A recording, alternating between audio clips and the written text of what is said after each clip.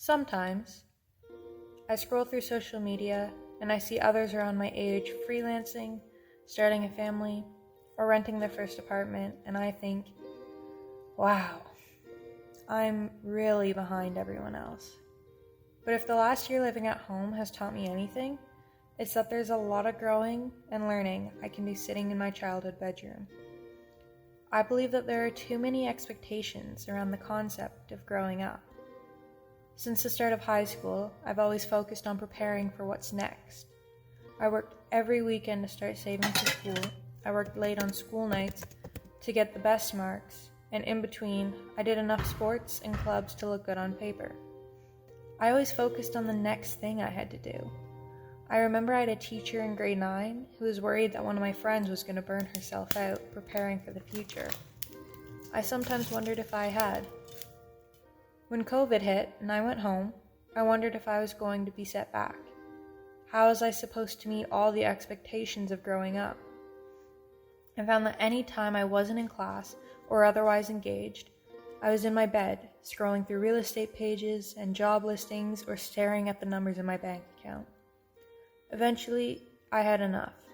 I don't know if it was something my parents told me or some social media guru, but I decided that there were a lot of things I never did in high school because I was too busy growing up. I had nowhere to be and all the time in the world.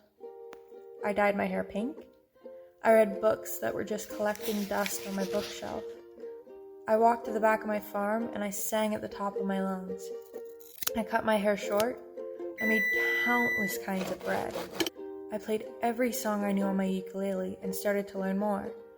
I dyed my hair blue. I got a skateboard, and I haven't fallen yet, so I think I'm getting somewhere. I learned to draw. Well, no, that's a lie. I'm going to learn how to draw. I gave myself bangs. There are so many things that I never did in high school because they didn't prove that I was growing up.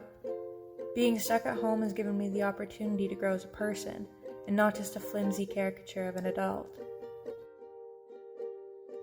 Sometimes, in the evenings, when everyone's home, my dad will read the news about COVID numbers and watch reports about how long it will take for everything to go back to normal.